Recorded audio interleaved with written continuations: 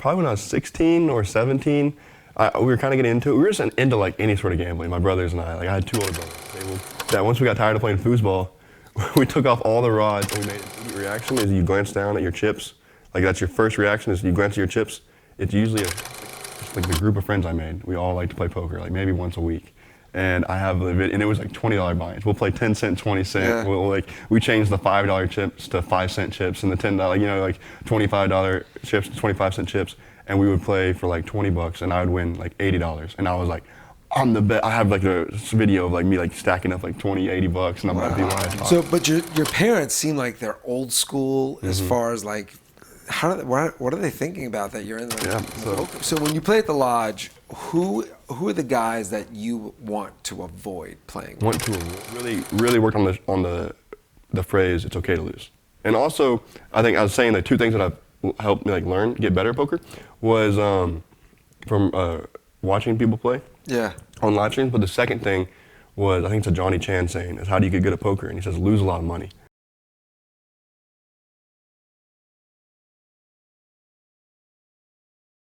And thank you for coming up to New York. Yeah. You and the boys from the lodge. Yeah, I think we had a blast. I think they had a blast there in the city all day yesterday. Yeah. It's definitely different than Texas. It's way different than Texas, a little bit colder. You're from Texas. From Texas, so I grew up around DFW, and then I went to Texas A&M, which is in College Station, and that's where I kind of got into poker, I guess, and now I just But what led you to Texas A&M? Big family school. So like I was drinking the Kool-Aid. Everybody says that Texas A&M is kind of a cult. In Texas, it's very culty school, I guess. Yeah. It probably doesn't as well known up here, but no, it's pretty well known. Obviously, it's like good football program. Well, I just meant like as in like if you go to Texas A&M, people think that like you're in a cult. Like y'all did a bunch of weird traditions, a ton of stuff. I grew up for about 1 week. I thought maybe I want to go to Alabama. And then I was like, yeah, no, I'm going to Texas A&M. That's the only school I applied to. My parents went there. They met there. My brothers went there. Like my aunt and uncle went there. My grandpa went there. Like everybody went there. Right. And so, yeah, it's been cool. So I loved it though. So before college though, did you play poker before college? I did a little bit. I remember like probably when I was 16 or 17. We were kind of getting into it. We were just into like any sort of gambling. My brothers and I. Like I had 2 older brothers and they're twins. Okay. And we used to like whatever it may be. How's that, by the way? You 2 older brothers. How old? What, they're 3 years older than me. So their senior year, I was a freshman, both in like high school and college. And they went to Texas A&M. They went to Texas A&M, yeah. And so, but yeah, we were always like fascinated by gambling. I remember we had like a, what's the game? The foosball table. Yeah. We had a foosball table that once we got tired of playing foosball, we took off all the rods and we made it into a craps table, and we tried to play craps. Like we have like a felt. We bought a craps felt. And we made it like a big craps game and try to figure out like, okay, what's a strategy we could do. But it wasn't like we weren't like degenerate gamblers. Like we weren't trying to like bet real money and stuff like that. We were just like, could we beat the system? Could we so we bought a craps table. We're like, yeah, we can't win long term. We bought a roulette wheel. And we were like trying to spin a roulette wheel, and like, man, we can't figure out. We're like, hey, what if we do this bets, and like we try all the different like theories that casinos do. Cool. We couldn't figure out a way to win. And then, but then we always kind of play poker a little bit just for fun, like not like crazy a lot, but like maybe a couple times throughout the year, like we're like, oh, let's try to play poker. And then me and my older brother Garrison, we kind of got into it right when he was getting into college, and I was still in high school. We would start playing a little bit. He bought the book Super Systems. Okay. And he gave it to me. I never read it.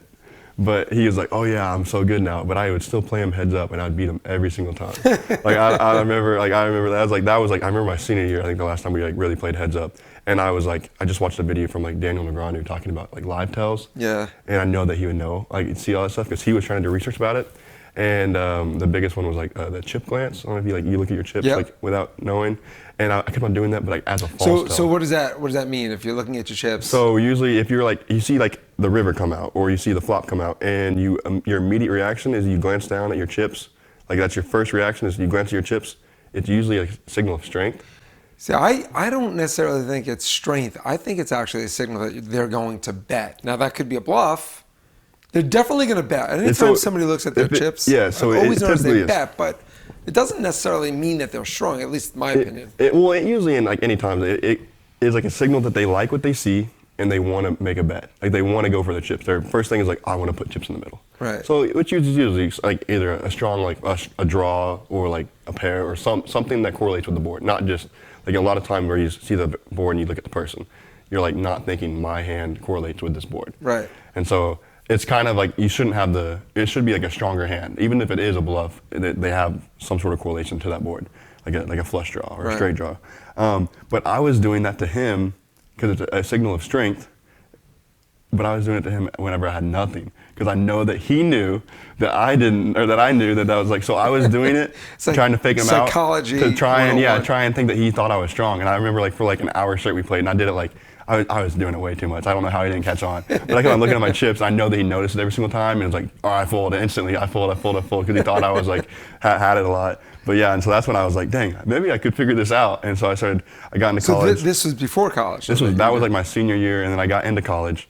And just me and a bunch of buddies. I use Snapchat a lot. I'm not sure if you're really familiar, but I may be over 50, but I definitely use Snapchat. But one thing I like about Snapchat is like you have all these memories in there, and it saves from years and years ago. That's pretty and cool. I still see like my memories from my freshman year. So this is like the freshman year of college, first year.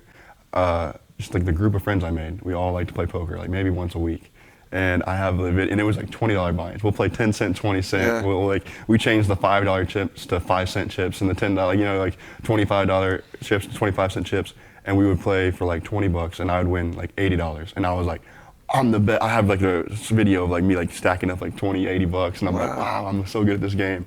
And then I think like second semester, my freshman year, a buddy named Dad. Which, by the way, wasn't too long ago. Yeah, so I just graduated. So you're only 24. I'm 24. I graduated like last December, so I graduated about 10 months ago. Okay. I mean, you look. You're a giant. I mean, some people are standing when you're sitting. You're the same height. I mean, that's how big. Shout out Skull Mike, right there. You're 6 what? 6'6", yeah. 6'6". I mean, that's maybe 6'7". But yeah. So then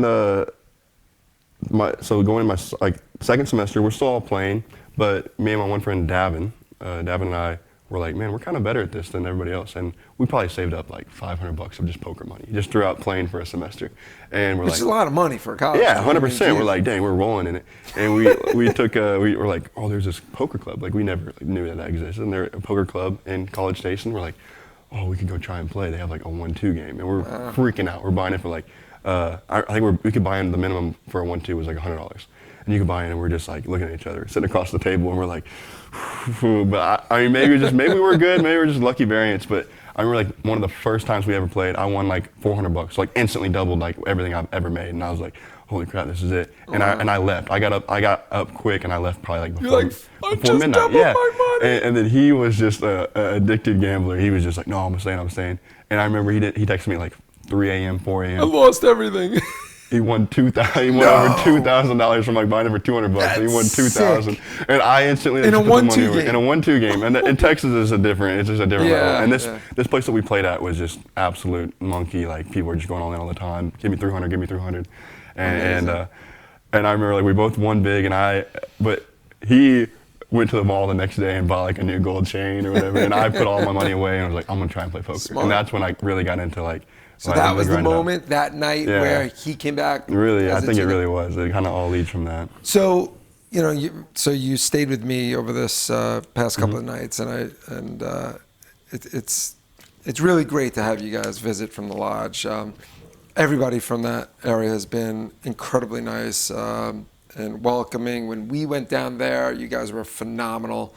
I've been there a couple of times, and Skull Mike, Slick Rick, and the whole family there is just amazing. But when you were here, we got to talk, spent a lot of time together, and you had mentioned what I find fascinating is your family life. Tell me just a little bit about your parents, what they did. You grew up on a farm, essentially, right? And I really want to understand, like you were working with cows, like you have cows, right? Like your family has cows, cattle. Yeah, we had like 60 head of cows, and then the market's going crazy right now. Like I call my dad regularly about it. It's more of his hobby. So he's in the oil field, and I've been blessed. Like I can't thank my parents enough. Luckily, I'm the youngest child. After my mom had me, my dad was in the oil field traveling. Every couple of years, they had to move to a new state. Right. And after she had me, like we're done traveling. I can't raise all 3 boys. Like just moving across the country, like we're gonna find somewhere and we're gonna stay there. So we moved to Springtown, Texas, which is like an hour northwest. Texas. It's like out in the middle of nowhere, pretty much. We got a few hundred acres out there, And yeah, that's my dad's like, so he's in the oil field, and the way the oil field works, you're on and off a lot. So he works 2 weeks on, 2 weeks off. And so he just loves cattle. That was, he grew up raising, like showing horses and stuff like that. That's awesome. Had like a little farm in Pennsylvania. And he kind of brought that to Texas, and he's like always like, we used to lease our land when we first moved there. They already had, somebody had a lease there. As soon as that lease was over, he was like, we're getting cows for ourselves. He wanted to get, he like convinced my mom, like, oh, we gotta get cows. I wanna have cows so bad. So then we bought 3 cows, and then we bought 5 cows, and then he bought. So how many do they have now? So we had about, 60 was like the most we've ever had. Shit. And these cows are so like it's a cow-calf operation, I guess you could say. So you get mama cows every year. They have a new calf. You know, it takes about, it's very same, like similar like terms like as a human, like 9 months to raise a calf, or like to have go through all their pregnancy and stuff like that, and then you wait until they're 4 or 5 months old and then sell them. Either you just take them to the market, and the market divides them up. If they go to like a meat market, or if they go to somebody else's cow-calf operation to raise and stuff like that. So yeah, we did that, and my parents are my mom was a finance major at A&M, so she has a lot of like ties in finance, and then she was an education major. She got her master's in education at TCU. Okay. And so she grew up like being my teacher. I went to public school and all that, but she really did like grew up teaching me everything. Like, I was very, like, me and all my brothers, all very smart on like, especially like math and science. Like obviously, if you're good at poker, right? So like even though she kind of doesn't get poker at all, still she doesn't get how I like it or how I can win in it or how it's like, she just thinks it's gambling. She kind of compiles it all. I think a lot of my like attributes that make me good at poker come from both my parents. Like my dad was super strict with money and super like saved a lot of money, put us through like put money towards college, all this stuff, and like made sure that we were always okay. Yeah. And so like I kind of learned like, okay, that's kind of bankroll management on how to manage how much money I have, how much money I can play with, and then just like the math and science and like, or like the math behind just like cards, playing cards, you know, your odds, all that stuff, and social skills. My mom was huge on social skills. I remember like as a little kid, when I was like 7 or 8 years old, and we'd go order McDonald's. She would like, I would always be like, tell her, I whisper in her ear like, I want this. She's like, no, you order. And she was like, tell them. And so like I had to interact with people, and I think that really like is why I'm pretty social now. And I think that really goes a long way at the poker table. Yeah, my older son, who goes to Ohio State, he was just very to himself, didn't talk a lot, and was just very scared. So whenever we made reservations, we'd make him go up to the host. Now he's bustling. He's in a fraternity. He's got a million friends. It's just a, you know, I think we did a good job. Thank God we did a good job at that, because we saw it early on. Like, it was just very, he was not outgoing at all as far as that's concerned. So. Yeah, I think that really, like, I always think about those little things that like make a big difference now. That I think nothing of back then, and I was like, why do I got to do it? And then, but now looking back, I'm like, wow, that's like, great. Yeah, that might really be why I talk. So, but your parents seem like they're old school as far as like, what are they thinking about that you're in the poker business? Yeah, my mom really doesn't like it much at all. I'll be honest. She's not the biggest fan of it. She doesn't understand it, especially early on. Right. Especially when it was just like. Before I got into like what I'm in now, so now I guess I run a club, and I have a little bit of income that comes from being on the other side of poker, not the playing side. Sure. But whenever I was just playing, absolutely, like, you're going to school, like, you shouldn't be staying, because poker games played at night. You shouldn't be staying up at 1 o'clock playing poker. Like, you should be studying your books. And I was an engineering major at A&M. Like, oh wow. It was kind of a tough school, and like they were like, why are you not spending more time in the classroom? All this stuff, and like it got to a point around my sophomore or junior year, whenever they kept on telling me stop playing, and I'm like, keep playing. They're like, all right, well, if you got all this money from playing poker, then you don't need our help at all. Because I was lucky enough. And you're like, yeah, I was lucky enough for like my freshman year. They told me they really did not want me to get a job because they wanted me to focus on like my brothers didn't finish engineering. They had to go into ag school because it was a tough school. Like, are they working the farm? Or no, they don't work for like my family farm. Okay, they kind of do a lot of stuff in the ranch business now.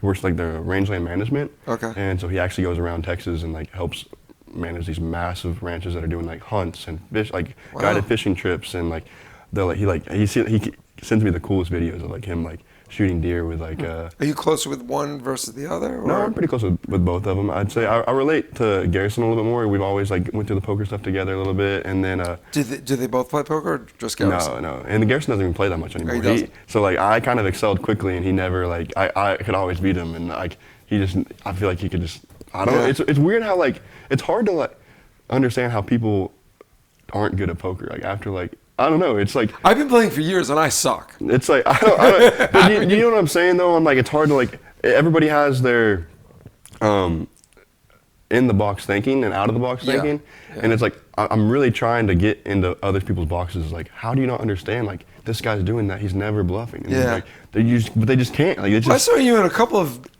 spots where you were really good, especially on Friday when we played. You were really good working through things. But even still, and we'll get to it in a minute. I want to go over that hand with Crypto Max. But yeah, I mean, it's a lot of that, like getting, like you said, getting into somebody else's mind or box, or trying to figure out like how are they thinking about this? How do they not understand the way that this guy just reacted, or the size of his bet, or something like that. So, I mean, God, I look at you and I look at some of the guys that play in my game and even on the lodge. I cannot get over your generation. I mean, $300 to me was a mountain of money. Back when I graduated. I agree. The stakes that you guys play now is just unfathomable. It really, and a lot of times I used to like step back and be like, oh my gosh, like what did I just do? Like, but for me, I've always been able to like separate the concept of money, and I've always had a separate bankroll, like for poker, than like any savings I've had. You know, like I mean, like I used to like always put money into a Robinhood when I was a kid, like every single dollar I made, from whether it was like helping my parents work with the cows or like mowing somebody else's lawn or babysitting the dog. Amazing. And I would put it away in like this Robinhood, and that was never my poker bankroll. Like it was complete. I always separated it. Wow. So this money for poker is for poker. So it's just fake, right? Don't stop. But that's just for poker. That would be my wife. Oh, there we go. That's important. She's awesome, by the way. Thank you. Appreciate it. Thank y'all for letting me. So I even put my phones on silent, but not her. She's never on silent. That's good. That's probably a good lesson. Me personally, I've always separated the money, and so like, even if I went completely bust, I know that I have like something to fall back on and like a nest egg, I guess. And so I think that's my reason behind it. I think in today's world, people are like, the degeneracy is insane. Like the concept of money is insane. Well, I think also DraftKings, that's what I'm saying. Like, it just really breeds. Like especially in college. I mean, I gambled in college, but now it's like it's just so ripe. It's like everything's right on your phone, and you can just like. I mean, I have so many friends who sports bet like crazy. I don't really sports bet that much at all. Like, I don't sports bet at all. I've never gotten into it. I've never got like all I really do. I don't gamble when I go to the casino. I really just play poker. Like that's all I really. Do you consider poker gambling? I would consider lots of times when poker becomes gambling. Yeah. I think that overall, if it's a one long session, no, it's not. But like sometimes I'm in a game, especially with Max, and I look over and I'm like, you're gonna flip for 500 this end, or you wanna flip for $100, or pull high card for something. That's gambling. You can't deny that's gambling. So there's gambling that goes along with it, that comes from it and stems from it. But no, I don't think that like. If I'm in the right mindset, I don't think it's gambling. Like whenever like have my AirPods in, or I'm like I'm gonna go and I'm gonna lock in this session. I'm gonna spend 4, and I clock in it, and I'm gonna clock in 4 hours of poker play today. I've always been looking for something that keeps me feeling good, not just at the table, but all day. That's why I've been drinking Orgain protein shakes. They're clean, organic, and actually taste great. No weird aftertaste, no crash, just real energy that lasts. Check the link in the description below and use code WILD15 for 15% off your first purchase. Trust me, your body will thank you. Stay wild with Orgain. That's not gambling to me. So, okay, so you bring up a good point, right? So both of us are on live streams constantly. So we have live streams, and then we have just the regular, like, out just playing at a casino. So that you have home games, casinos, live streams. How different is doing it on the live stream? Like, are you playing different on the live stream versus if you're locking in on the floor? So I used to. So my live stream story with Skull Mike is actually pretty funny. So when I was like 20, or it might have been 19, like I said, as soon as I was like poker, Yeah. I texted Skull Mike about being on the live stream. Okay. He's like, yeah, we'll get you on. And in that, I was like a month span. I was like scheduled to play on like a couple months out. And in that span, they changed the rules at the lodge from being 18 to being 21. Right. And so then as soon as I saw the rule update, I texted him back and I was like, hey, I'm like not 21 yet. And he's like, yeah, you can't play anymore. Like we just changed it. Just like when I texted him, it was fine. After like before the game started, so I had to wait a whole another year. I remember I had to wait a year, and I was like, well, I turned 21 September 7th. I'm coming. I was like, let me know like the first show I can get on. And so then So you wanted to play on the live stream? I wanted to play on the live stream more than anything. It was just I wanted to play on the live stream and just get my face out there and stuff like that. And now, which they may not know, you run a club in College Station. I do. I run a club in College Station called Joker's Lane. Which is legal in Texas. Very different in New York, where we are right now. But in Texas, the rules are a little softer. I wouldn't be surprised if there's 100 poker clubs in Texas. Right. But yeah, so I run the club there, and I always just like, and I used to run a game too in College Station, and just like the notability you get from being on a live stream, in the poker community, especially on the lodge. Especially, the lodge is the best. It's the nuts. I mean, so I finally got on there, and everybody's like, "Oh, and you're too cool for school. You're playing on the live stream." But for the first year, I sucked. I went there to play on the live stream. I didn't go there just to get notoriety. I went there to like just try and be cool and play on the live stream. And also, I was really bad at poker. Like I've definitely progressed my poker game since then. And like, because like at the time I was just playing in College Station, where there's no poker pros in College Station. Like it's just a bunch of just guys who are trying to gamble, and there's And do you consider yourself a pro? No. I mean, do it for a living. Yeah, but I also do the other side. I'm making money from it, I guess. I don't know. I don't rely on it. So I think if you're relying on poker money, that's a good way of thinking about it. But I could, in like September, I lost like 6K playing, and like it doesn't 6K on Friday. Yeah, that's. I had I think I played like 22 sessions, and I ended up down on the month. But it was like that doesn't affect. Like I still had income in September, so it was just kind of a crazy like. On playing on stream, I just was trying to play on stream, and I played so poorly, and I lost.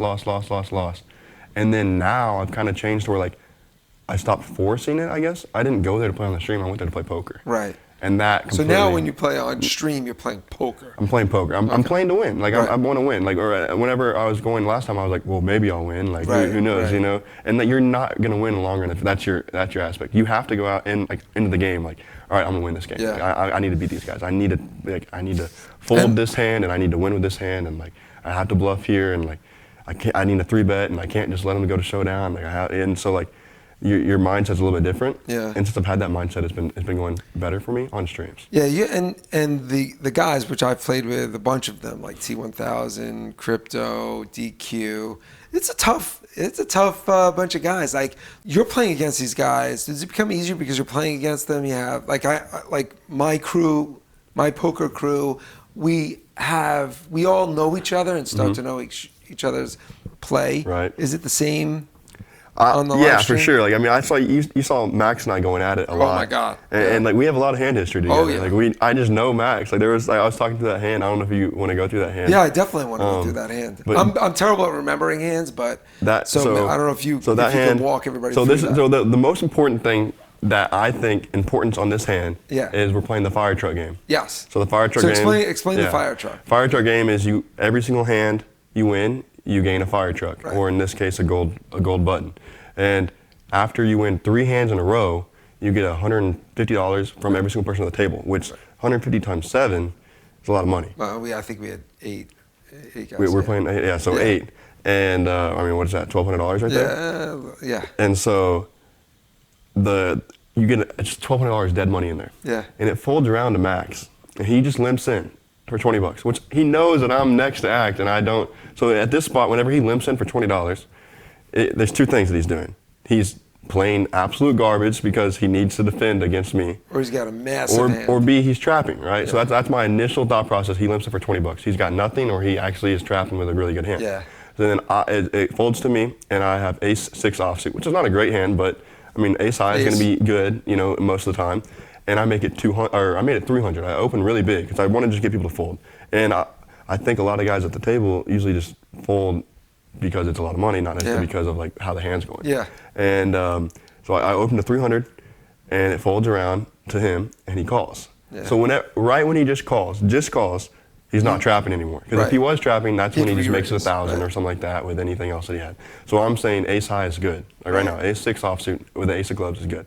The flop is terrible. The flop comes out because I know he has bad cards. The flop comes out 7, 5, 3. Which is right in his range. Exactly, bad cards. And so I start with a check. You should check mostly when it's a bad range. And he bets, I want to say 200. Okay. And I still have an ace and I have a gutter with a 6. I can hit a 4. And so I'm, of course, just going to call and see what happens. And then the turn comes with 10 of clubs. So now there's 2 clubs out there, which is not important because I don't have, but I have a blocker. I have the ace of clubs, so I could, in theory, make a big bluff on the river, which I was planning to do if he bets. Like if he bets here, I think about it and call or raise, and then if another club comes out, I could bluff that I have the nut flush. I check. I expect he's going to bet again, right? Because at this point there's $1,000 out there because it went 300, he called 600, and then 200, and calls 400. So there's $1,000 in the middle. Sure. And I have 3,600 behind. I'm expecting him to bet this turn, like most of the time, like no matter what, because he knows that I probably have ace high or 2 face cards, and he's going to bet to protect any pair. He checks it back, which immediately I'm like, oh, ace high is good right now. And the river comes a 5, which is great. Like pairs the board, which is great. Yeah.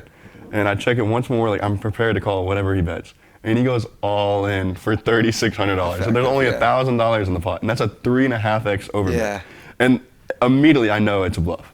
It took you a long time, so you were there. You were tanking for a while. I know in my mind, I know it's a bluff. I know that he doesn't have a lot of strong hands. He'll say otherwise, but I know that in that moment with the pressure to end the fire truck game by getting me to fold, he's gonna plow on most turns to make me fold. And so whenever he just jams on the river, which like you would like overbet jam, like you're really, really strong hands. Like if you had a 5, you'd overbet jam. It's just a very polarizing bet when very polarizing. It's supposed to be polarizing, but I also know Max. I think it would have been more polarizing if he put a bet on the turn. 100%. Yeah. I think he would bet most things on the turn, and I know Max as well. Because he wants to bloat the pot if he's got anything. He wants to bet. He wants to bet. Even if he bets $500 on the turn, because that way the pot's gonna be 2,000. It's gonna be much easier for you to call off on the river. And so I know that that's his process. And whenever he doesn't bet the turn, I'm like, if he wanted to get all my money, he would have built the pot. And quite honestly, when the board pairs on the river, that's really bad for him. Because even if he had 1 pair, you could have had an overpair. I mean, it's hard. I think he knows I don't have an overpair in that spot ever because. But generally, ace high is going to be pretty good in that spot, I think. Especially. He's not going to jam. I think it's tough for him to jam there. I think it's hard for him to jam there and actually get paid. Exactly. That's the thing. So that's the thing that comes down. That's why I really think it was a bluff. Right. Because he's smart enough to know that I'm going to call a lot with this absolute garbage. With this ace high, with sometimes king high. If he just bets like $500, $600, you're calling. And he knows that like I'm going to pay that off a lot. And so like I know that like Max plays kind of exploitatively, which means not necessarily optimal. So you're not doing what the solver says, but you're doing what's going to make the most money in this moment. Right. And for that moment, I was thinking he probably could have bet $1,000 and got me to call. If he had a 3, he probably could have bet 1,000 and get paid off by ace high. If he had a 5, he could have bet $1,000, got paid. If he had a 7, a 10, any pair, he could have bet a small amount and gotten paid 100% of the time. Right. And he jams. But in theory, I wanted to call so bad. But after sitting there for a while and thinking about it, I was like, no matter what, never, ever can I ever call in the spot with just ace high. I can never call a 3.5x overbet. That's where he puts so much pressure on you. Like those players, they'll just put it in. And so like out of all things, I should have called in that spot. But in thinking of poker sense, you can never ever call a 3.5x overbet on a 10, 5, 3, 7 board with ace high. You just can't. You just can't call. You can against crypto. You just can't. You just like it just like in just theory, like you should just never ever be calling. So basically, you just talked yourself out. Yeah, right. It was just like this is just stupid. I should never call. And then what does he do? And he shows over 4 high. He does give it up. Will he show him the bad news? He does. He shows him the 4 deuce. Ah, that is sick. That's sick stuff. Sick man, Max. Cornelius. You're a sick puppy. Hey, it's hard to call 3x pot with Deuce 4. Deuce 4. So yeah, I it think makes was sense. it suited? I think it was suited. Yeah, it was right? suited, but like it makes spades sense or for him something. to have that hand and checking back the turn makes sense because it had a draw. And so like Crusher. Yeah, it just made sense for it was like I don't know, and like the way I think about a lot of hands is that like you get in a spot, okay, I should call here maybe like a 60% of the time, I should fold 40% of the time, or call 70% of the time and fold 30% of the time. And so like in that spot, you're like, okay, maybe I can call here 10% of the time. In that spot, I can never call ever. No matter, like 100% of the time, I should be folding. I should never have a 1% chance of me calling. Yeah. That's why I hear ended you up folding. talking right now, and you're like, I don't study the game. I don't look at solvers, etc. But yet you're talking like a solver. You know, a certain percentage of the time you should be calling. Yeah. So where are you picking this stuff up? Just from the game, or do you have like a mentor? The most I've learned, there's two things. I think that I'd credit most of my like learning the game from watching live streams. I really think I've learned so much from watching other people play poker. Whether it be like the Phil Ivey and Dan Nagano play like in the old stakes cash games, or it being just like watching hours and hours of like Crypto Max and T1000 and seeing what they do in like all these different spots. Who do you think is better, T1000 or crypto? T1000. I gotta say, I don't know. It's like I think T1000 is one of the best players in Texas right now. Just from like not even like I just think he can play really well, but I think he just gets in the best spots all the time. Yeah. He gets put in the best games, the biggest games, and he gets to just crush. So I didn't really know him that well when I went down there the first time I played with him. His mother was actually visiting him from Florida, and we just had a blast. And he's a good person. Mm-hmm. Yeah, I think I've chatted with him offline, and just a really solid person. The whole community, I really love that. I really think Austin has the best poker community I think I've ever been around. Because I mean Texas is big. And I know there's poker communities in Dallas, there's poker communities in Houston, and then San Antonio, and in Austin. I think that Austin has the best, like, everybody knows everybody. Yeah. We're all different characters. I mean, very different characters. They have a huge private game network in Austin, and they all know each other, and they all, like, the guys who run the games will talk with each other about, like, hey, this guy's being iffy, like, let me know what your thoughts. They converse very well to make the game the best the game that it can be. They like make sure nobody's gonna get in trouble. Like in a way like of like nobody's in a dangerous spot. Like they look out for each other. I was gonna say like even here whenever we see somebody in need, we always the whole community, like my whole group of guys, will pitch in. We'll create like a fundraiser or whatever the need is. If we need to raise money. Yeah. We have such a great support system. That's one of the things I love about. But when somebody's in need, everybody really comes to their rescue. I think it's a great support group. That is awesome. And great friendships. I mean, some of my best friends are in. You'll play with tonight. Yeah. Some of my best friends are in the poker. But I definitely have different lives. Like, do you have a group of friends outside of poker and a group of friends in poker? Because some of my friends don't even watch or even know how to play or anything. I would say like I feel like I'm a huge. I don't even mean this in like I'm a big ambassador of the game. I just can't stop talking about it. So like, which is great. All my friends like eventually at some point like I just can't help themselves, or like they don't all play poker. They don't all like do what I do on my level and stuff like that, on how much they play and all this stuff. But like I used to have roommates that didn't know what poker is at all. Yeah. And come try it one time. I'll stake you for this. You know what I mean? Just like I just want you to see my world. Like I love putting people in my spots. And so like I think most of my friend groups have like gotten a little bit of a taste of it because I've made them. I've been like, come on, you gotta try. Like this is just what I do. Like I want you to come see what I do. That's one of the things I love about the live stream is that we get people that stumble upon the stream, and I'll see in the comments like, I have no idea what I'm watching or like how to play poker, but this is amazing. Right. I love the vibe. And then all of a sudden they're coming back stream after stream and they start getting into poker.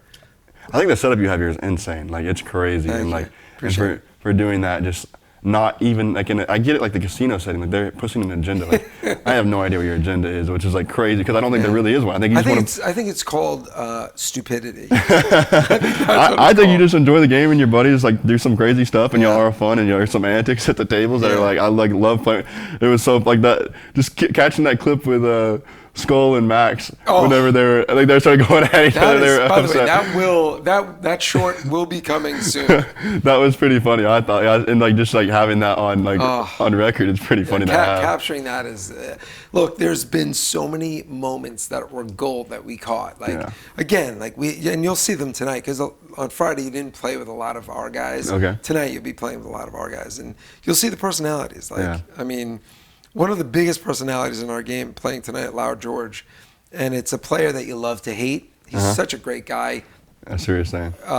You know, off the table, he's a great guy. On the table, you just want to root for him to lose. It's just one of those guys. Yeah, I know what you mean. People who are doing the live streams have an agenda, like because on like the lodge live stream is representing the lodge. Yes. So they want to gain players at their establishment, and they don't want their establishment for being known for Makes like sense. these crazy things, you know. And so, but like y'all don't care. Y'all We don't care. Y'all don't care. Like it's like, oh, so what? So when they said, so Hustle's like, I wouldn't talk politics. You know, it was very subdued, etc. Here, I mean, it's just there's really no topic that we don't talk about. It's really a private game, but you're just broadcasting. Yeah, we're broadcasting. Yeah. And the other thing that I find amazing is the lodge was so welcoming to me to be on there, and Slick Rick and Skull Mike were so open to they didn't mind mentioning our live stream. It was just like I couldn't believe it. It wasn't like they were obviously not afraid of me being competition because I'm not. They have a gazillion subscribers. Right. And if you haven't already done so, subscribe to the lodge. But they don't see us as a threat. They see us as a community. I agree with that. And same thing with you. Like they're not afraid to even have you on stream and promote College Station Club. I'll wear my hat all the time. I'll talk. They just grow.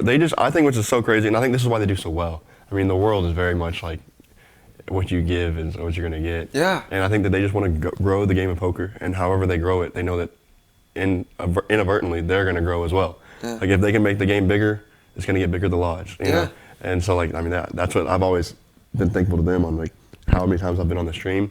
I wear my hats and merch and all that stuff, and I'm from College Station. We got some games out there. If you it's ever come amazing. Out. And but yeah, so I got into it. Like I said, I've gone on the other side of poker from starting Jokers of Aggieland, and it was kind of done. I think going into my senior year of What's college. it called again? Jokers of Aggieland. Okay. Yeah. I just want to make sure that it's clear. That Jokers of Aggieland in College Station, Texas. How did that name? We were going through a lot of things. There were some like the Aggies is what I mean. Yeah. Is it kind of like the thing But that people that's the call connection. people from Yeah. A&M, and we kind of wanted the optionality of like how could we do this everywhere else? Because a lot of things that I wanted to say was just only Texas A&M, and so like Jokers of Aggieland is still very Texas A&M, but it gives us the option if we ever wanted to franchise out, it could be Jokers of wherever else. Right. I like that. And so that was kind of like we liked the Joker idea. That's cool. My partner and I came up with that, and it was like a whole summer. I remember I had to take one summer class in College Station. So my freshman year and sophomore year, I had internships. After my freshman and sophomore year, I had internships, usually back in DFW. And so I had to go to work, get a normal job, like not play a lot of poker and stuff like that. But then my junior year, I was playing a ton of poker just in College Station. Yeah. And I got to take a 2-hour class over the summer, so I'm going to stay in College Station. It was a lab, and I had to stay in College Station to take it. And at that moment, I was like, I talked to my parents about it, and they're like, well, you can still get a job. You can still like do an internship in College Station. And I was like, I'm going to commit to, I'm going to try and play poker for 3 months. That's 'Cause awesome. That's how long summer is. And I'm like, let me see if I can actually do this. That's the time to do it. If you're going to take a risk to do something, it's at that age. So that's when I dove into poker. And I mean, just by the grace of, just getting lucky, I guess, I won a tournament kind of in Houston for like 16,000. That was my biggest score ever. And like racked up a ton of just money, like the most money I've ever had on hand.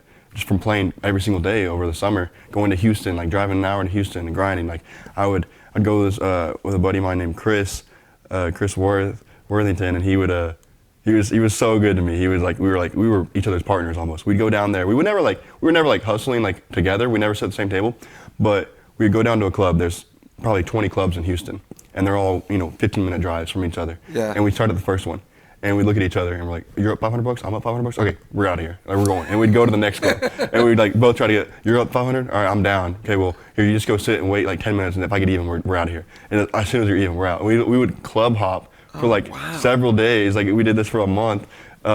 and we would just try to like grind out a few $1,000s, and it's crazy how fast you can build a bankroll doing that. Yeah. And we would just hop from club to club to club, and just like get in and get out, and then go to the next club, get in and get out, and go to the next club. And we racked up a bunch of money doing that.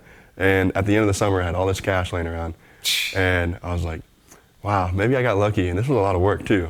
And it's hard to grind out a 1-2 to make a living. Hell yeah. And it's like, well, how could I like? Poker's tough. Like poker, the game is just tough to make a living at. Right. Like, it really, you especially need, like a side pulling hustle. expenses out of your poker earnings is so. I think it's next to impossible, just because like, I mean, that shows you how bad of a player I am. If I can't, but like, I don't get how you can take expenses out and then take bad beats. Yeah. If you're taking money out constantly, you're gonna go on it. No matter what, you have, you go on a dry spell, and it's like if you don't have all the money that you've made from poker to help you get through that dry spell, like if you're taking money out constantly, how are you gonna like not go bankrupt? Yeah. And so I was like, well, how do I get on the other side of it? And that's whenever like we did a couple tests where I tried to run a private game. Yeah. I instantly sent out a couple texts. Boom, I had like 20 people waiting. Boom. All right, well, let's go look for a commercial lease. And so we started kind of shopping around, like, this file looks pretty good, and this guy agrees to like a 1 year, and also he's fine being a poker club. Because still in Texas, it's still like kind of the Bible Belt community, and people are like, oh, I don't want my place to be used as a poker club. Yeah, and it's like, and so we find a spot, and then we put in a table there, one table, and just started running one game every single night of the week. We tried that. One of us would be up there trying to run a game, and then it was like, okay, well, let's put in 3 tables. Oh wow! And so then and then my buddy Wolfgang came down, and that was like we had set up 5 tables. Whenever he came into town, we put up 5. We changed the room to where we had 5 tables, and whenever he came, all 5 tables were going. That's cool. cool. And that's where like, wow, this could really be something. And then, but we always knew like, okay, we have this 1 year lease, we got to get out of here. And so then now we moved to another spot, and now we have 7 tables. And it's just like, and I think that's just probably growing. Yeah, it's just growing, and it's like we're getting better and better at it as we went. So that's been like making me money that's not having to be playing, but now I'm making money on the other end of it by just facilitating and running the game. Because that's what we are technically in Texas, is a social club. And people pay memberships, and they pay hourly fees and all this stuff. And so it's like now I get some income that's not coming from just playing poker. So tell me some of the guys that you've met, and what do you do? Because so our first interaction was pretty crazy. I mean, one of my buddies just reached out to him to come to College Station and play poker, and I happened to be on a stream up in Dallas at Peaks, which I don't think exists anymore, and he was happened to be there, and so then he was like, oh, that's the kid from College Station who runs that club.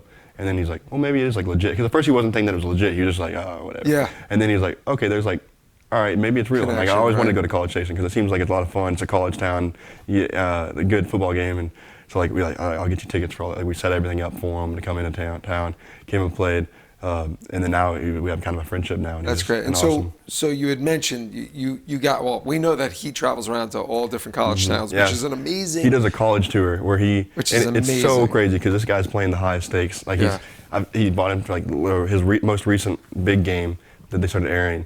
He bought him for $100,000, but he still just loves the game of poker, and he still loves just college in general. That's a true poker player where you could play the game at any level. Yeah, and it's crazy to me. Like still, I'm like, wow, how are you still doing this? Like this is like, and he's gone to A&M every single year. We went to Oklahoma the past 2 years. So you'll travel together with him and not play? like every but game, every but now and like then. sometimes he'll be like, yo, I'm going to this game. You want to go? And I'm like, sure, absolutely, let's do it. And he'll just literally get there and be like, what up? Norman, Oklahoma, I'm in town for the football game. Who wants to play poker? And then, instantly 50 kids are texting, like, oh, we got this game here. We'll run a game here. And we go up there and they're playing like 1-1. Yeah. And buying it for $100. And it's like, and it's just so fun. Like, it just getting the people like who's like enjoying just playing poker. Talk about an ambassador. And, on a game. 100%. And it's like, and we'll go to like I think the last one. I mean, I don't know when this would be out or whenever his video is going to be out. But I think we went to like 6 different poker games in a matter of 3 days. Wow. And like it was just like, okay, we're gonna play for 2 hours here, and we're in there because there's so many invites, and he really wants to go. He wants to say yes to every single person on the list, and it's like, all right, well, okay, I've been trying to get him here. We'll try to make it. We'll try to make it, and we'll have to get him here. I think he would be interested. And also he just gets to travel the world too, which he just loves. Yeah, and I think that's I kind of envy. I want to start traveling more, and that's why I'm so glad you invited me here because like it's kind of getting out of my shell. I'm so glad you more. came. Really, you were so kind when I met you down at the lodge, and like I said, those guys, great opportunity for everybody to come up here. Skull's from this area. not to get off the poker topic for a minute, but tell me about your trip into New York. So you went into the Yeah, I city went in the last city, and it yesterday, was- or today. Yesterday. Yeah, I went in yesterday, and I was just, I mean, even like, I will say I still think probably the most like awe-shocking moment was landing Oh, to see the city, and Manhattan. and like coming in on the plane and looking out Yeah. the window and be like, that Yeah. just doesn't seem real. Like that's just so Yeah, crazy. LaGuardia. When you land at LaGuardia, you just depending upon the flight pattern, which I Well, guess like we went all the way in and then we turned around, so you see all of Yes. Manhattan and then you turned Yes. around and it was like, I was like, that's just crazy. And it's like It's water amazing. everywhere, and I was like, that's crazy. Like you just. I've lived here for Unfathomable. 52 years. I'm 52 years old, almost 53. And to this day, every time I fly and I see that, I'm still amazed. That was just insane to me. And then, so going back to the city, Yeah. first off, took the train. Yes. Dropped me off at the train station. There are no trains in Texas. There's no trains in Texas. There's like everybody just drives everywhere. So like that was like, okay, this is crazy. That's awesome. And then I took a couple of subways once I got into New York City, like going from like, I think I went to Brooklyn to get dinner one night, and we went to like some of the rooftop you went bars. to, that's awesome. And then I took a ferry. I try to take every single Everything. Every mode of transportation. There's like a sky tram Yeah, thing tram that goes to Roosevelt Island. Yeah, I You went went to Roosevelt that Island? off the tram. That was pretty. I Wow, was like, you that- did everything. I tried. I mean, I lived there for 11 years. I think I took the tram once. I was like, well, I gotta try it, and so that was pretty neat to see that. Oh my But like, God. really and Good truly, for you. the entire like subway system is just, I just can't comprehend how that works. It was just. So what was your favorite part about the city? The food was really cool. There was Where'd you all go? types of What food. restaurant? I don't. Some Italian restaurant, but it was like overlooking the. Some Italian, that the water. narrows it down to That was the in, entire That city. was in Brooklyn. Though. That was in. Oh, okay. In Brooklyn, it was like. Do you know where like the fifth story like rooftop bar is, something like that? Or, I think it's like called Fifth Story. I don't. I'm very bad with this stuff. But it was like at the bottom of that, and it was Okay. really nice. It was like a nice Italian restaurant, and that was pretty good. But then I went to Times Square Oh man. at like really Did late. everything. And that was like, we got like, I think I got, because I'm very familiar with, I got Raising Cane's, and I was like, I know I should have gotten anything else, but I had like You come all the way here two and you get different, Raising I had two Cane's? different pizza spots. I don't even remember which ones. Okay. I know which ones I went to. I know when you were here, everybody was telling you, go to Joe's or go, Yeah, I never made it to Joe's. People said that the wait would have been like an hour-long wait. Probably. So, Actually, I think Howard Beach is known for like, I forget the name of the place, but Howard Beach is known for like the best pizza. yeah, so I thought it'd be kind of cool to experience. And it is, yeah, it's that we don't have that type of pizza in Texas at all. I mean, you get Pizza Hut in Texas. By the way, I know people are going to be very disappointed about this. It's my favorite pizza. Really? I love Pizza Hut. I love Pizza Hut. Wow, get him a small. Israel Sparky, who you'll meet tonight, he rips me a new one every time I say it. It's just I just love love Pizza it. Hut, too. I Like, we love got- Pizza Hut. Pizza Hut's pretty good, Yeah. but that's all we have, and I mean we have just like all the chains, and like there's not really like really good pizza. So that was like the food just That's being great. different. The food just being different. The weather was amazing. Yeah. Weather was It was really like awesome over perfect, sunny, not. It was warm at all, good enough where you crisp. could like you could wear pants and long sleeve, Yeah. and you could also just wear a t-shirt and like Yeah. kind of cold. The views were just. That's probably my Insane. favorite thing is like the ferry ride was just like wow, like just watching all the lights. I saw the Statue of Liberty in the distance, and I was like, that's just, like I've always seen on TV, and I'm like, no way, I'm like here Yeah. in like this massive city. It's pretty It's cool. fantastic. Yeah, it's. I always thought I was going to live in the city, and then we moved out to the suburbs on Long Island, and it's been, 2 kids, having 2 kids, growing up on Long Island it was fantastic. Yeah. And now they're in Ohio and Alabama.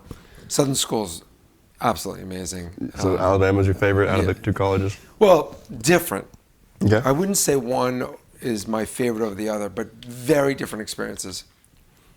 Columbus is like a city, and it's just a completely different atmosphere. Alabama being a Southern school, I mean, there's not a piece of paper on the street. It's the cleanest school I've ever seen in my entire life. Like everything is pristine. It's older, meaning that like you have older buildings there, but it looks like the building was just put up 2 months ago. Yeah. I've never been to the campus at Alabama, Gorgeous. but I assume it's kind of similar to like a lot of schools in Texas. Like it's any Texas or school in the South, a lot of like the towns are kind of built, especially College Station as like the most out of any of them. like College Station was built for Texas A&M. Yeah. I mean, it was really called College. It's called College Station because that's where you got off to the train to go to school. Makes and sense. Makes sense. and so like it's kind of cool to go to a school where the town is built around the infrastructure of the school, and so like everything is focused towards the school. Everything is like, built for the college students. So I loved it. I mean, I really like being at school in the South, and the SEC is awesome. And you get to we're not a huge football family, but because of the schools that the kids go to, football has become pretty focused for us. In fact, my son, Alabama was playing Tennessee last night, so it was that's a big game. Stressful situation. We were at a friend's house and they were going insane back and forth. So it was good. It's a great atmosphere, and it's and getting back to poker, my kids, one doesn't play Ohio State. He's an engineer. It's just very focused on aerospace, and my younger one is really much like me. Loves poker, has to really learn to control himself, his emotions, kind of like me. I was the same way. I really was like, I've had to read books and like, there's a book called The Mental Game of Poker. Yeah. And I like, that one helped me a lot on how like it's cool to lose. Like it's okay to lose sometimes. And like I used to be, I still have a reputation in College Station. I was like, oh, Gage is a crybaby. You look like really even keeled to me. Like you're pretty. I worked on it a lot. I mean, I used to be one of the worst. I used to be worse than you, I would say. No way. I could assure you.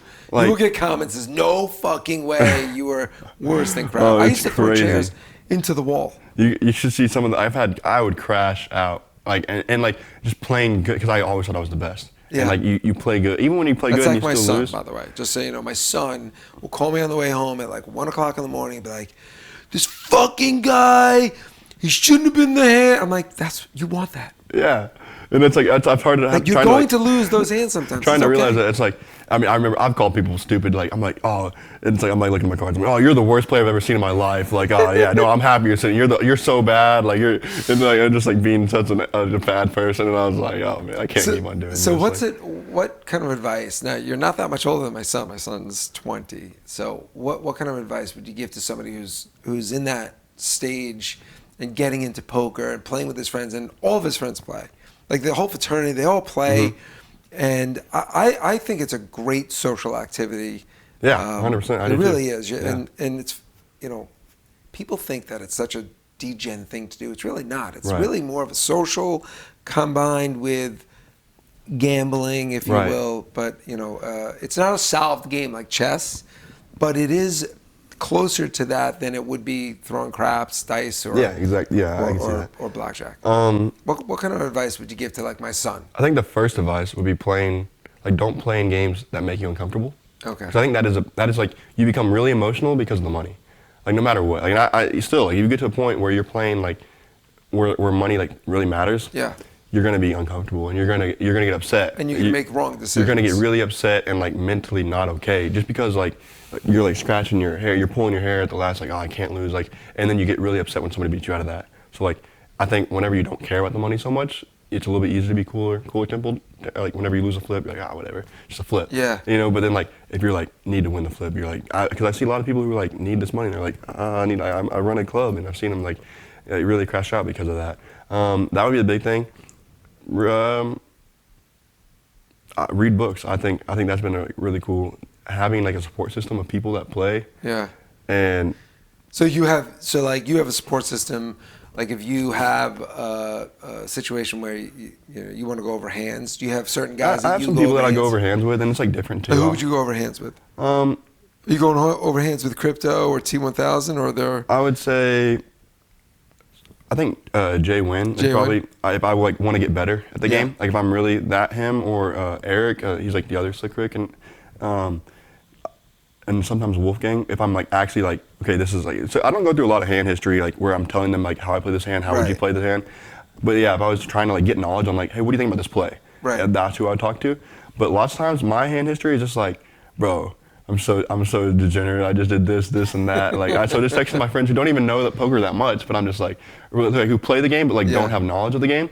And I'm not asking for advice. I'm just like venting. You know, I'm just like, dude, look what happened. Like, I went all in with Ace King, and I got called by 7-6 suited, and I got beat. Like, you know what I mean? Like, just like telling them about the hands that happened. And I think that's like a good like. Instead of just getting upset, just like, dude, look how silly this is, and like take a picture of that. That's awesome. And I think that's helped me a lot. And I think not having to win has helped me too. Like, not necessarily like. That's huge. Where like, it's okay to, like, I've really worked on the phrase, it's okay to lose. And also, I think I was saying the two things that have helped me like learn, get better at poker, was from watching people play. Yeah. On live streams. But the second thing was, I think it's a Johnny Chan saying, is how do you get good at poker? And he says, lose a lot of money. And so he's like, it's like the only way you can really get down and learn is like, is this guy gonna fold on the river? Well, there's only one way to find out. And if he snaps you off, well, then you don't know that he don't do that again. Yeah, right. You know, don't do it. And if it works, like, okay, well then I can bluff him in this spot. And I think so. Like sometimes you're always learning. So like, sometimes you lose a spot and you're like, well, I guess I've learned that. Let me like make a mental note of that. And it's really easy to do in poker too because it's money involved. And so like you lose a big pot, you're gonna be like, you're not gonna forget about it. So we have a good friend in our group. He actually moved to Colorado, KGB, and he always, whenever he plays with us, he's like, I really have to tattoo. Don't call a calling, don't bluff a calling station. He wants to tattoo that on his arm. There's certain guys that just love to punt. You'll see that tonight. Hopefully I'm not one of them. I hope it's not me. I mean, I was playing pretty. I don't know if you noticed this, but I think that's a Texas kind of style. Is like, I don't know if you noticed, like the first probably 3 hours of the stream, I was just playing like a complete whale. And then I kind of had to like, because the stakes, so the way that we play is 2K cap, and then it goes to match the biggest stack. So the more money that gets on the table, you have to get a little more. I had to take it serious. Like at the end, I was like, dang, I'm down a little over 5K. I need to like lock in. I was down. Crypto had, I think, 20K on the table at one point. Yeah, he was over 20,000. So, and so like I was stuck. I think 5,500 at the most. Yeah. And I was like, I might need to start playing good. Like I can't just keep on calling 7-4 offsuit and hoping to bink something. And so then, I kind of tightened it up a little bit, and I was lucky and ran well, and was able to get a lot of it back. But mostly from you too. I'm not gonna lie. That was a big double up. Appreciate that. That bomb pot. Thank you. But that's probably. Yeah, I feel like I'm a bomb pot. I built my entire pot specialist. I really built my entire bankroll. My first bankroll was built off of mixed games. We used to play at that one club called Game On. We used to play Dealer's Choice Omaha. Okay. Where every single hand was dealer's choice, whether it would be like, and we would like be like a bomb pot, or high-low, or just like 4-card high or 5-card high, and so like I've learned the mixed games. I knew the mixed games more than I did Hold'em, and so like that's like when I initially started playing on the Lodge live stream, I was not really that well versed in Hold'em because I was playing all this PLO in College Station, and so then I really have learned Hold'em more because a lot of it, I think I've started realizing. They're hard to get into. There's some really high stakes PLO games. They're like kind of hard to get into, and also the swings are just insane. Insane. The variance is insane. That play really, really big, like stupidly big. But like, I think most of the high stakes Hold'em that is accessible is like where the money is, or where you can get into the money. So where do you see poker going from here? It's exploded obviously since the moneymaker, but it's over the past since COVID. Online's exploded, and now, just with the live streams, it's just exploded. Where do you think it's going in the next couple of years? I think there's gonna be more of it. I really do think that. I think it also is kind of close to. I've talked to some other people about this. It's kind of close to what the market in general does. So like, if the economy is good, poker's gonna be good. But like, if there's like a bust in the economy, like 2008, people said that poker was really bad. I don't know if that's true or not, but like people say when there's market crashes, like people don't have like all this loose cash around to be playing poker with and all that stuff. I think it's I have a different take actually. I think because when there is a crash and people lose their jobs, they turn to something which they think is easier. You don't have to get hired by someone to play poker. You can just go out and risk. That's a bubble that bursts so fast in the poker community because people run out of money. So like guys who've been playing and chopping them up, they're gonna run out of money so fast doing that. I've noticed in Texas at least, the poker rooms are blowing up like crazy. Yeah. Tournaments are getting way bigger in Texas. Like all these tournament series that we're doing, there's a tournament series in a different city every single weekend that has $1 million guarantee. But tournament, just I want to get your take on this. Tournament, I almost feel like you might as well be playing chess versus. I mean, it's such a different game than cash. Yeah, Cash it and really tournament. is. I don't enjoy them really that much at all. Because it really feels like you're playing a bunch of robots at the table, and people are trying to play their best too. They're not trying to have fun. I like a game, like a cash game. You can have a drink, and you can invite who you want. Tournament, anybody can play. Yeah. Like anybody can get into that game, and no matter how big it is, like they get a seat as long as they put their money up. Yeah. And it's not always the case for a cash, especially private games. It's not always the case. Like you gotta get to pick and choose on who you're playing with. Yeah. And so you get to have more fun in a cash game.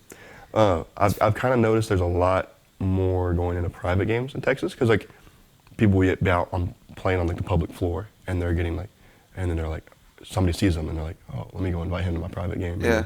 So then like that's growing a lot in Texas, is the private game sphere, getting bigger. And I think the stakes are just getting higher and higher, like so quickly. I mean, there's just so much money in the world. Even my game, you know, back in the day, we started with a $300 buy-in max. And if you lost $300, and you know, we're successful businessmen, and I remember losing $300, and I was in my car slamming the wheel. Like I just could not fathom I just lost $300, and now I might be in for $10,000, $15,000, $20,000. Yeah. And it's crazy. And we spoke about this the other day. It's if it was a one-time thing, that is impactful. Right. But if you're playing the game at those stakes consistently, if you lose $5,000, $6,000, $10,000, you may lose it one day, but you're also gaining it the next day. Yeah. So, you know, if I tell my friends, I just lost $6,000 on Friday, they're like, you lost $6,000? Holy shit. And I'm like, it's really not that, it's not like that. And they don't get it. Thank God my wife, years ago, she understood. Like, because I don't keep anything from her. So when she asks every time I go up, how'd you do? I say, I lost.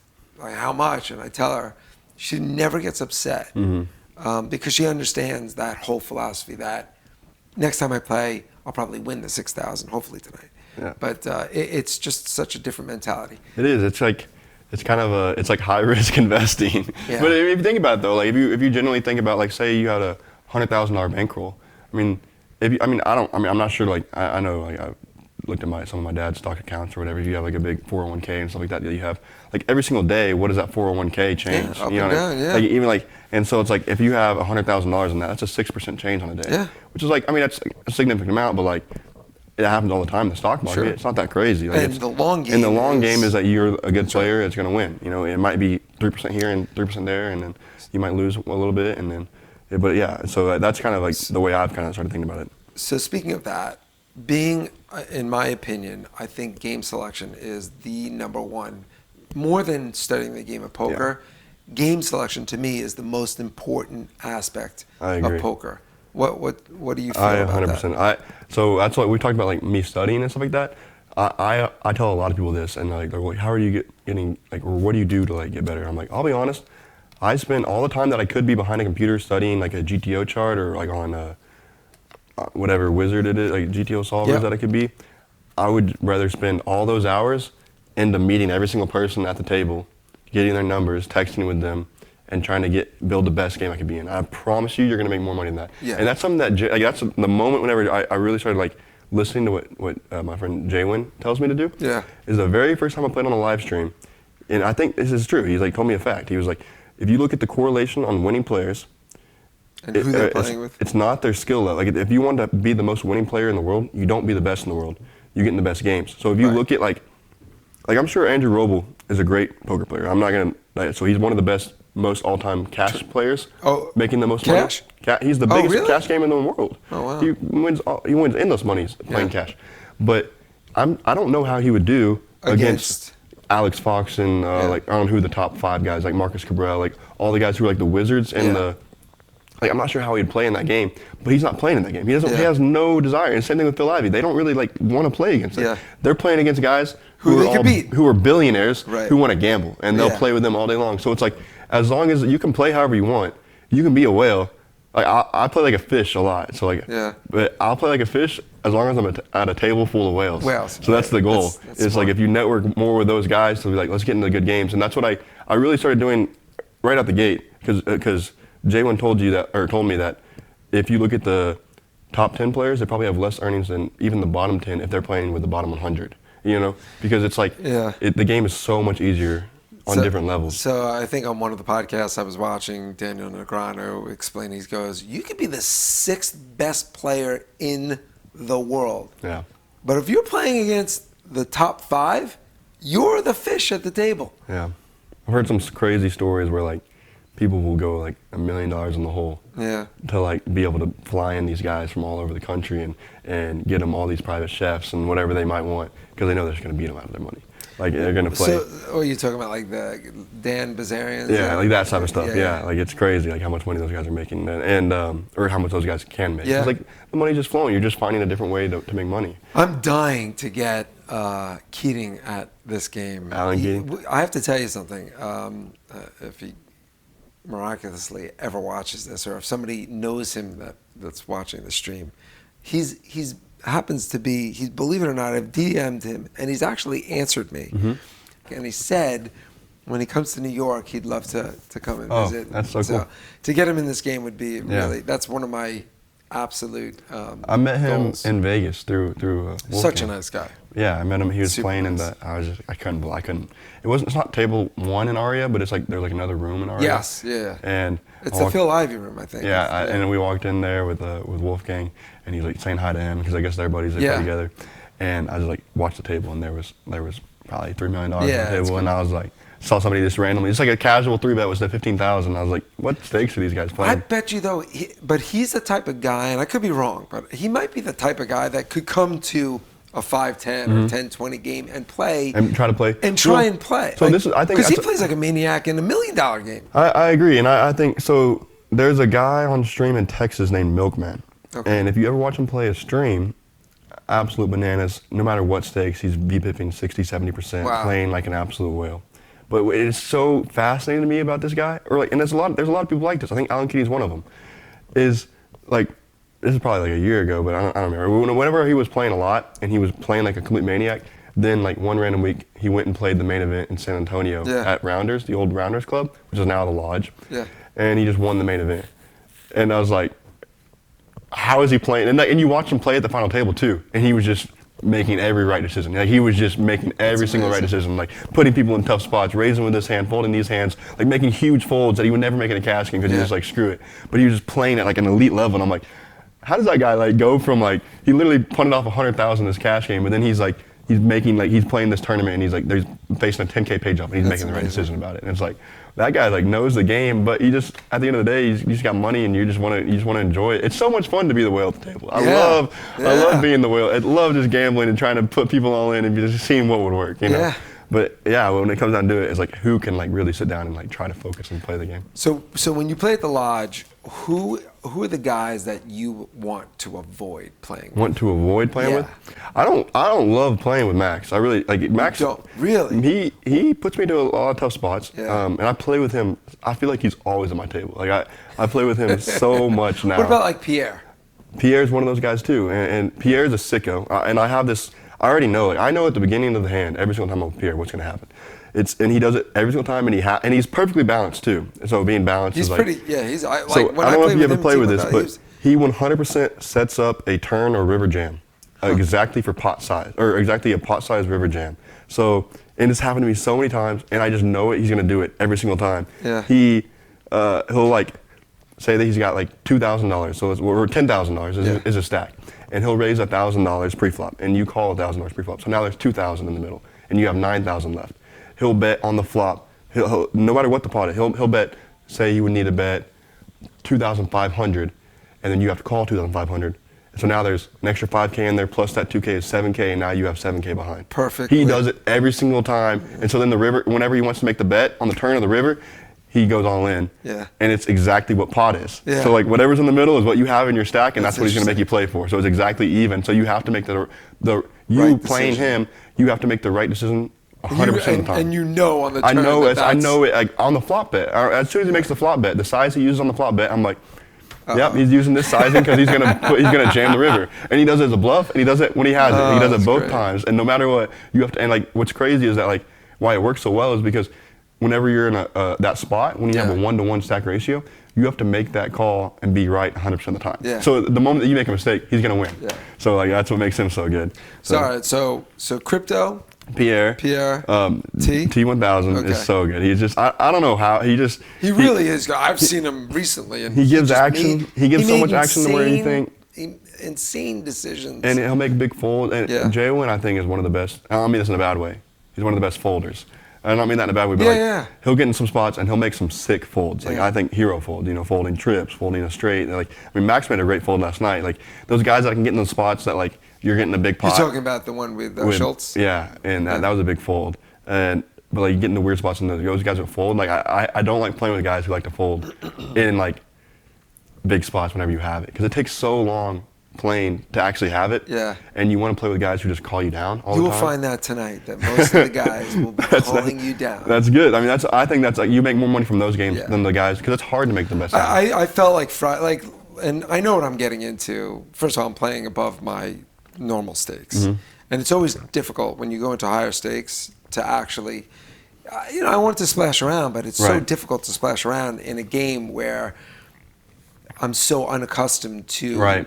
And then those guys are still splashing around too. And those guys are, like the Skull and Crypto and you don't give a shit. You're so used to these stakes, and my bankroll might be, multiple times yours, but it's still uncomfortable for me. Right. Yeah, and it just takes you just have to get used to it, and it really is just by rep. Like I said, like Johnny Tan said, it's just you have to lose a lot of money. You have to just try it and lose, and try it again and be more comfortable. You might lose a little bit less, and then you might try to get and I've really learned that over the past year and a half of playing on the lodge. I guess 3 years playing the lodge live stream. I've just kept on doing it, and every time I go back, I've gotten better and better and better. And I'm not gonna lie, my chart has been going like this on the live streams. All right, now 3 most dangerous players. Who are your 3 most favorite players to play with? So you mean I don't know. I enjoy playing with a lot of people, not necessarily just giving it away, but on Tilt Nick, I love playing with. He'll mess you up bad. He will beat you to a pulp, and he goes one time and he just crushes you sometimes. But he's just so fun to play with, the action, his banter, all that. He's a blast to play with. 3 Coin, love playing with him. I love watching him. He's just so fun to have at the game. He talks a lot. He has a great time. I'd love to have him here too. And I think he loves to. He goes all over the world a lot to play. And he just look. I don't know him personally, but he just seems like such a nice guy. And we're all, by the way, we're all quirky. I'm sure he's quirky, but he's just such a nice guy. This is his brand. Some of his brand stuff. Yeah. Oh, that's great. He's a lot of fun to play with. I'm trying to think of who. I don't know. There's some guys I want to play with, but who would be? There's a couple guys I love playing with because I always win when I'm there, but it's not coming from them. So who's the guy that you haven't played with that you want to play with? I want to play in some big games. I want to play. I don't want to necessarily play with some big games. I want to play with some guys who play big games. I want to play with Alan Keating. I've never played with him. All right. Tell him to come here. I've never played with Doug. I'm sure You've never played with Doug? I've never played with Doug. All the times at the live? Yeah, no, I've never been on a stream with Doug. That would be fun. He's just a fun personality also. He's just a great guy. I find that I'm fun when I'm up. I might have played with him on the floor game, like a 5-5 floor game for an hour while at the lodge, but never I'm going to go play a game with Doug. He's another guy that I reached out to early in the streaming process, and he was also kind enough. He doesn't like to play in private games, and I wouldn't consider this a private game, although it is a private game. But I understand the reasonings behind it. But maybe one day, who knows? Yeah. I think in Austin, a guy named Terrace. It seems like a. Terrace, I know Terrace. Yeah, I know of him. He loves to punt. I guess that's what people say. Yeah. But people say that he can play really well. He's really smart. So he'll play the highest stakes and punt. Yeah. But then he's I saw him at a 5-10 game. He's just crushing the 5-10 game, playing like a wizard. And I'm like, it's crazy. Whenever he wants to play well, he can. Whenever he doesn't want to play well, and he wants to gamble. That's one of the guys that you're going to play with tonight. I mentioned this to you before. Is Geico, just probably one of the most intellectually brilliant poker players, but cannot follow his thought process. Yeah. It's unbelievable. I get that though. I mean, sometimes you just want to gamble. Sometimes. He can't. He can't help himself. He just got to gamble. But Yeah. if he fought like I played with him at the World Series, and the analysis that he has about his entire table is unbelievable, second to none. I mean, and He's you playing played, tonight? He's playing tonight. Okay, yeah. Yeah, we have a phenomenal lineup tonight. I'm excited for tonight, yeah. I think the last one, he's an Austin guy, too. I haven't got to play with yet, is Bill Perkins. I've seen him play a ton, and I read his book. I have his book. I like his book a lot. Die with Zero. Yeah, I've read that. I haven't read it. I want to read it. I think I have the same philosophy. Yeah, I would love to play with him and just like pick his ear about just life in general, because I feel like he's got a lot of cool ideas, and he likes to play, and he likes to maybe lose. I mean, it's nice to play with. It's cool. I want to play with guys who can have fun. Who not necessarily like are always going to lose, but it's really nice to play with people who can lose, who can lose 50K and not sweat it.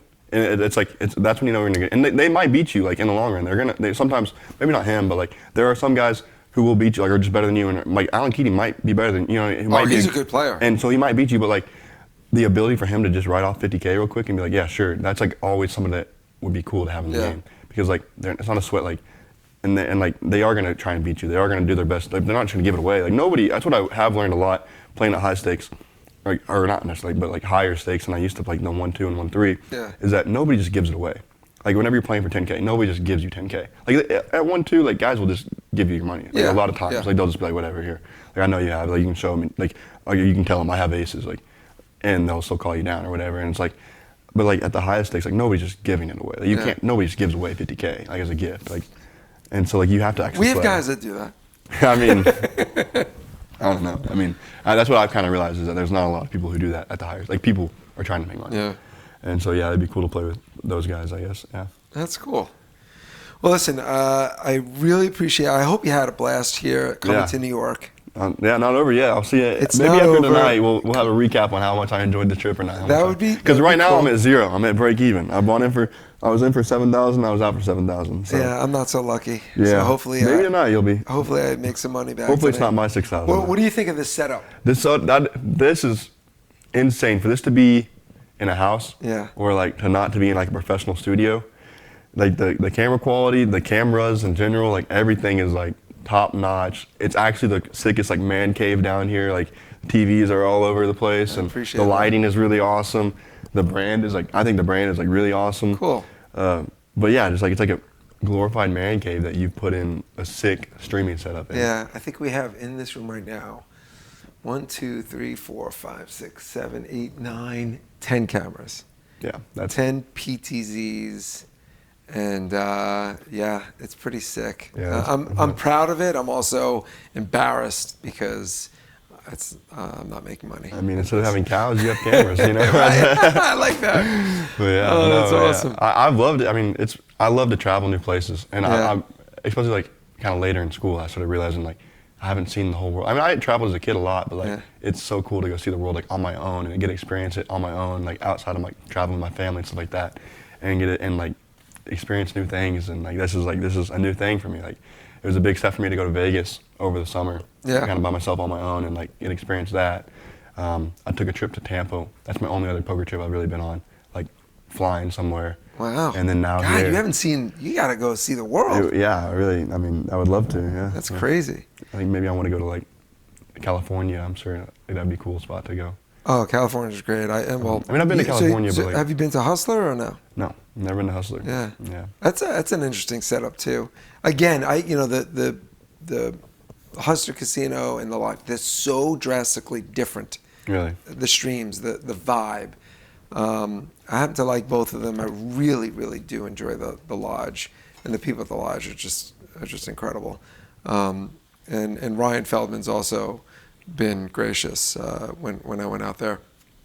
But it's just a great community. I really do love the community, and I love the game. That's why I have this. Yeah. This actually, I can have a whole podcast on how this whole thing came about. That'll be for another day. But I do really want to thank you for spending the time. Do you want to give out your Instagram in case anybody?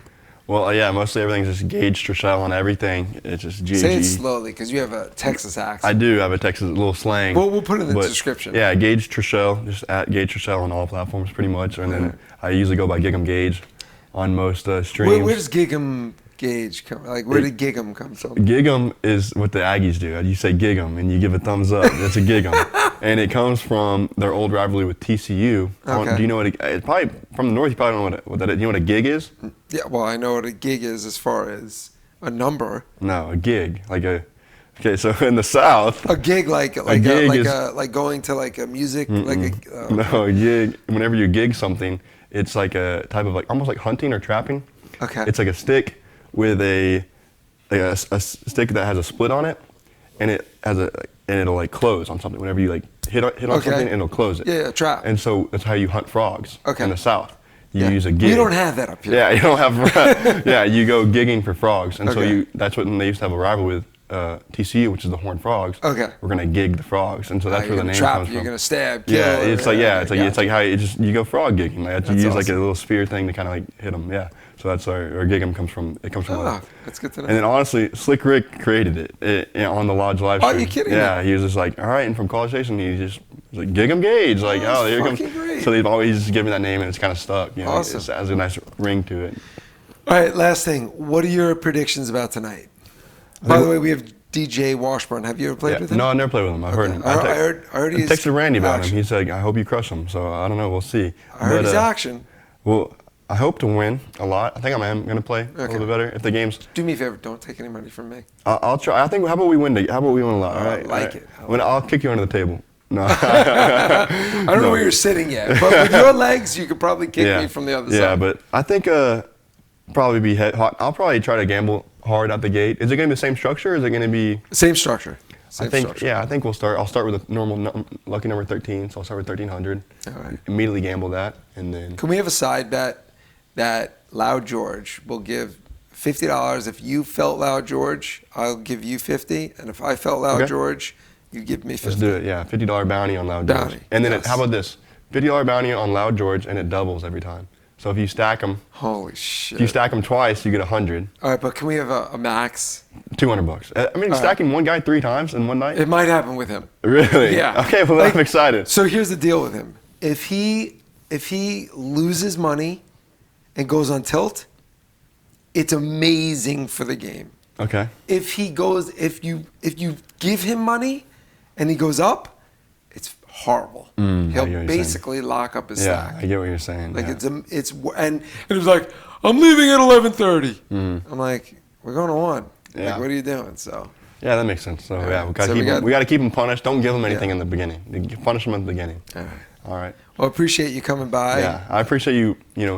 Let me stay here and No, the my invite pleasure, for being man. up here and My showing pleasure. me a lot of the city. This will and be the first of hopefully many trips you make to New York. I would love to. Yeah, I really think so. And we're going to be down at the lodge. Yeah, absolutely. Maybe y'all can come catch a football game if y'all ever 100%. down there and maybe make a stop, a little hour and a half detour to College Station. Cool.